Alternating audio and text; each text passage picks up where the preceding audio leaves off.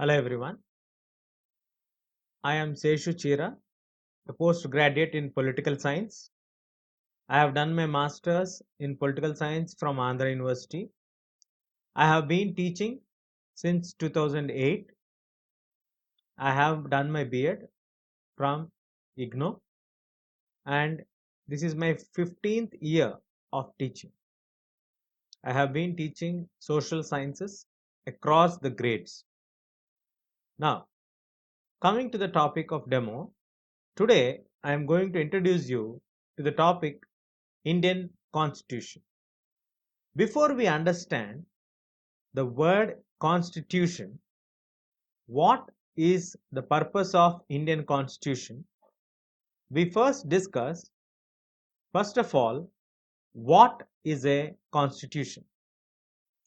A constitution is a rule book. The constitution contains all the rules that we as members of the country or citizens of the nation should and must follow. Now, in order to define the term constitution, the term constitution can be defined in simple words as a rule book, a book that contains all the rules as a citizen what we are supposed to follow. So here we are going to check what is Indian Constitution, what is the importance of it, why do we need a constitution at all for a nation, and we will also be discussing the key features of Indian Constitution. Now, first of all, as we discussed, what is a constitution? A constitution is nothing but a rule book. It is a book in which all the rules are maintained. We as citizens and members of the society are supposed to follow. Why do we need a constitution? We need a constitution because nowadays we are living in a very heterogeneous society. What is a heterogeneous society? A society with different cultural, linguistic, religious, background oriented people living together is called a heterogeneous society. In society, we have many people living along with us. They might be different with us in many ways.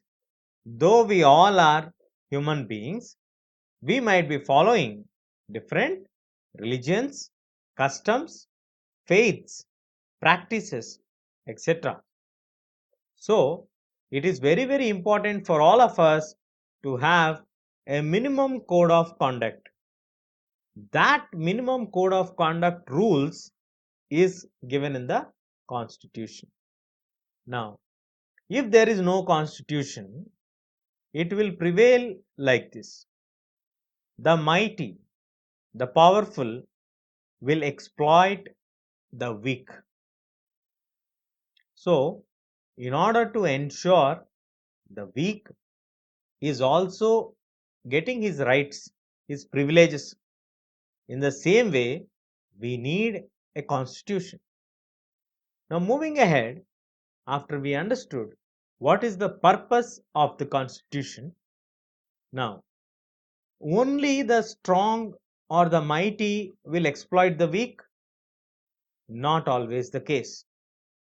Even the governments in a democratic setup can also bring laws which can create problems for people.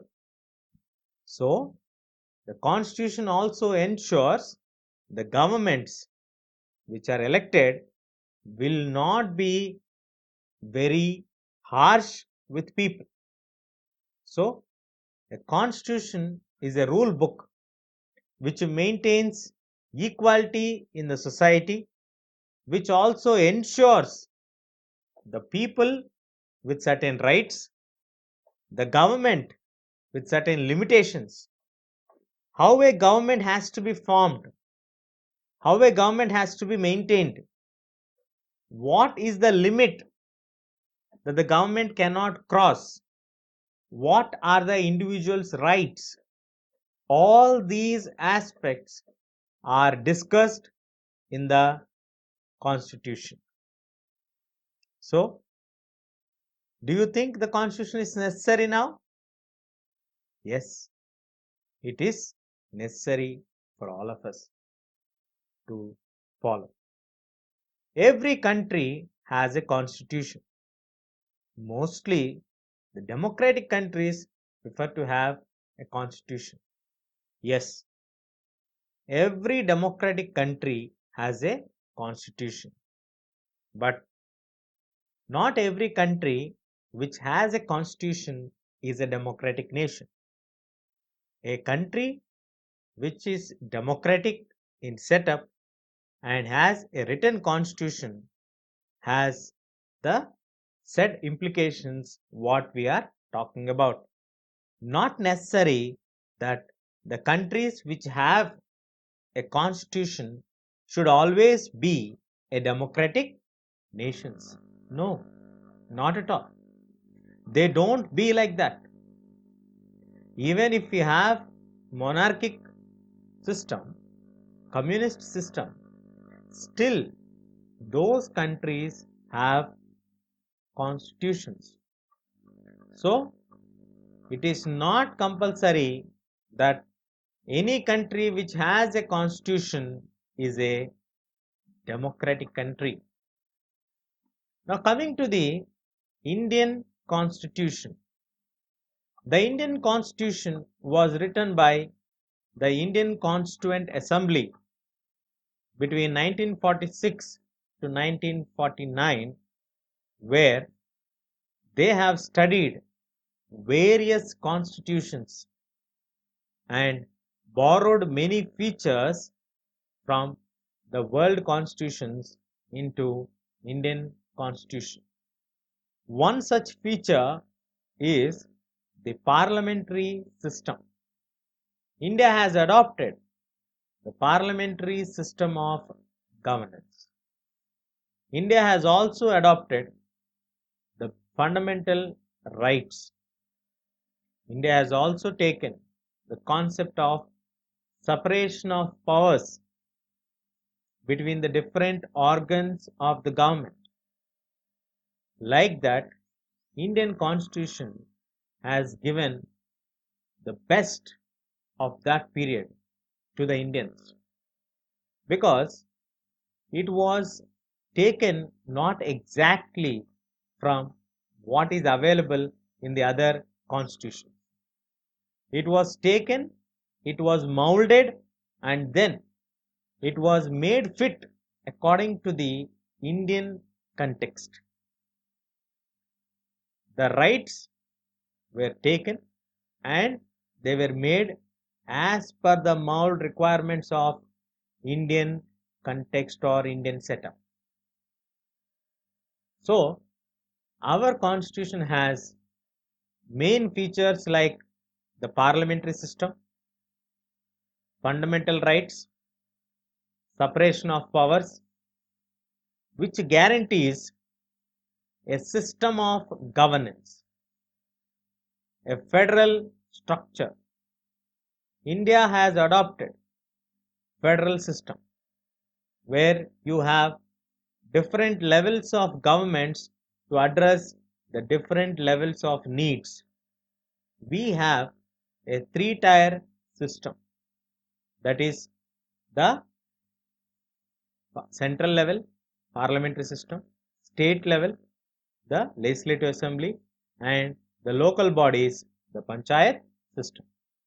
Similarly, we have the parliamentary system where people will elect their representatives to the house of Lok Sabha and the house of Rajya Sabha, where in turn the members of the people's representatives will elect the leader of the house, and parliament is supreme in our country. Once the leader of the house loses the confidence or the support of the house, he or she has to resign immediately. Similarly, we also have the third important feature, separation of powers, which we borrowed from the American Constitution, where the power is being divided between the different organs of the government, the legislature, executive, and judicial. Legislation, the law making, executive will implement the law, and judiciary will check whether these are functioning properly or not.